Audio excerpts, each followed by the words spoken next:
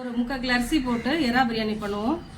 எண்ணெய் ஊற்றிருக்கேன், கொஞ்சம் நெய் ஊற்றிருக்கேன், எடுக்கலை. மற்றபடி பட்டை, லவங்கம், கிராம்பு, ஏலக்காய் எல்லாம் வச்சு எல்லா வகையும் போட்டுருவோம். போட்டோடனே வெங்காயம் பச்சை போட்டுருவோம்.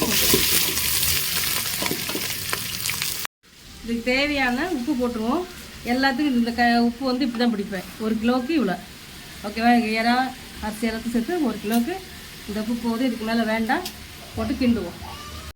இஞ்சி, பூண்டு, பெருஞ்சீரகம் போட்டு அரைச்சி வச்சுருக்கோம். அது ஒரு 2 ஸ்பூன் போடலாம்.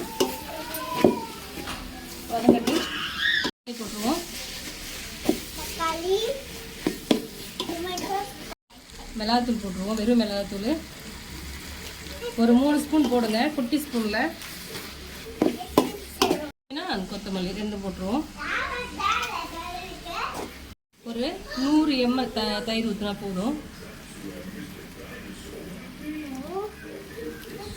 வீட்டு தயிர் 1 கிலோ எறா வாங்கி கழுவி க்ளீன் பண்ணி வச்சுருக்கோம். 1/2 கிலோ தான் தேரும். போட்டு கிண்டிடுவோம், ஓகேங்களா? கொஞ்சம் மஞ்சள் பொடி போட்டுருவோம். ஏன்னா எறா போடுறதுனால கவுச்சி வாசனை இருக்காது. மஞ்சள் பொடி போட்டிருக்கேன். கிண்டுவோம். இந்த கிளாஸுக்கு 3 கிளாஸ் அரிசி வச்சுருக்கேன். 6 கிளாஸுக்கு 5.5 கிளாஸ் தண்ணி வச்சா போதும். கொதிக்காச்சு. இனி மூடி கொதிக்க விட்டுருவோம், ஓகேங்களா? கொதிக்க வச்சு நல்லா கொதிச்சுட்டு இப்போ நம்ம அரிசியை போட்டுருவோம், ஓகேங்களா? ஒரு தண்ணி இல்லாமல் வடிகட்டி வச்சுருக்கேன். அது அரிசியை போட்டுருவோம்.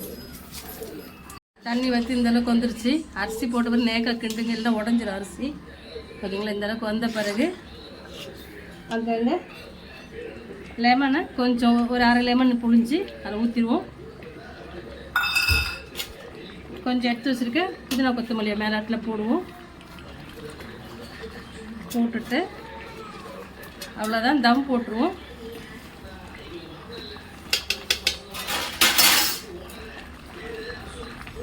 இந்த மூடியில் மைதா மாவு போட்டு வச்சுருக்கேன்.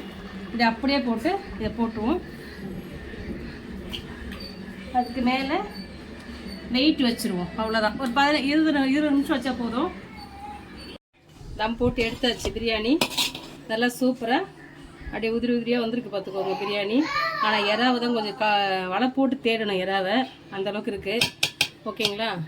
பாருங்கள், லைக் பண்ணுங்கள், ஷேர் பண்ணுங்கள், கமெண்ட் பண்ணுங்கள் மக்களே. பாய்.